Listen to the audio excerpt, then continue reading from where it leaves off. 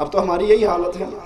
کل کے درس کے بعد ایک بھائی نے مجھ سے پوچھا کہ شیخ اگر غیر اللہ کی نیاز آئے تو ہم پھر جانوروں کو ڈال سکتے ہیں؟ ان سے لے لیں لیکن جانوروں کو ڈال دے، خود نہ کھائیں. میں نے کہا نہیں، آپ کا لینا بھی ناجائز ہے. آپ لے لو گے، دینے والا سمجھے گا بھی ساڈی پارٹی دا بندہ ہے. قبول تو کر لی. اس کو گیٹ پہ کہو بھائی یہ غیر اللہ کی نظر و نیاز ہے، سور سے زیادہ حرام ہے، میں اسے قبول نہیں کرتا.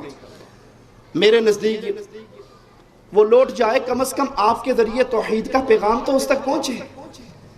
اللہ کے لیے اس توحید کے پیغام کو بیان کرنے کے لیے ایک چھوٹا سا واقعہ بیان کرتے بات کو آگے چلاتا ہوں. کل ہی مجھے ایک شیخ نے یہ میسیج بھیجا، امریکہ میں ایک شخص مسلمان ہوا، 2 دن اس کو مسلمان ہوئے گزرے تھے بھی.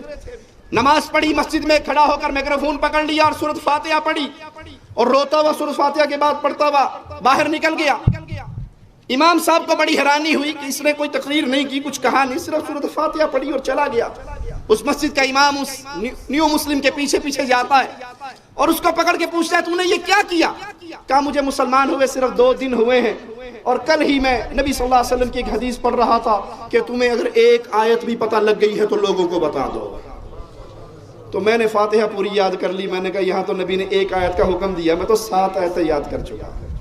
جس کی آواز دہلیز پہ آ کے ملنگنے لگائی نظر اللہ نیاز حسین، تو نے اس کے کشکول میں آٹا ڈال دیا، کیا توحید کی دعوت دی؟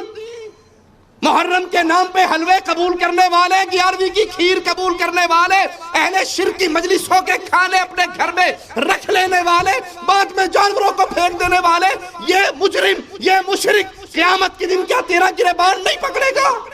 میں اس کے دروازے پہ گیا تھا، میں نے کہا تھا علی جنابہ، میں نے کہا تھا بابا کے نام کا، اس نے دیا نہیں لیکن مجھے کچھ کہا بھی نہیں. آپ پہ اور مجھ پہ فرض ہے اس توحید کے میسج کو آگے عام کریں، وگرنہ آپ کا پڑوسی مشرک، آپ کا کزن مشرک، آپ کا رومیٹ مشرک، آپ کا دوست مشرک، آپ کا ساتھی مشرک، قیامت کے دن گریبان پکڑے گا کہ 60 سال کی دوستی، 40 سال کا پڑوس، 30 سال کی کاروباری شراکت رہی، اس نے دنیا کا ہر مسئلہ میرے ساتھ ڈسکس کیا، صرف ایمان کی بات مجھے کبھی نہیں بتائی. کیا جواب؟ اللہ کے لیے سوال کرتا ہوں، اس 60-70 سالہ زندگی میں میں نے اور آپ نے اللہ کی توحید کے لیے کیا کیا ہے؟ ہمارا مال، ہماری زبان، ہماری قلم، ہماری صلاحیتیں لا الہ الا اللہ کی تحریک میں کتنا حصہ ڈالتی ہیں؟ رات کو بستر پہ لیٹتے ہوئے سوچئے، ماہانہ تنخواہ میں سے توحید کو پھیلانے کے لیے میں نے کیا کیا؟ اپنی صلاحیتیں میں نے کتنی خرچ کی؟ کتنی لوگوں کو زبان سے، قلم سے، آواز لگا کر، لکھ کر، تحریر کی صورت میں نے ان تک پیغام پہنچایا؟ کچھ بھی نہیں کر سکتا تھا، پکڑ کے علماء کی مجلس میں تو لا سکتا تھا. یہ مشائخ ہمارے تشریف فرما ہیں، ان کے دروس ہوتے ہیں، ان میں تو لا کے بٹھا سکتا تھا. کیا کسی ایک بندے کو میں نے لا کر کسی کے سامنے بٹھایا؟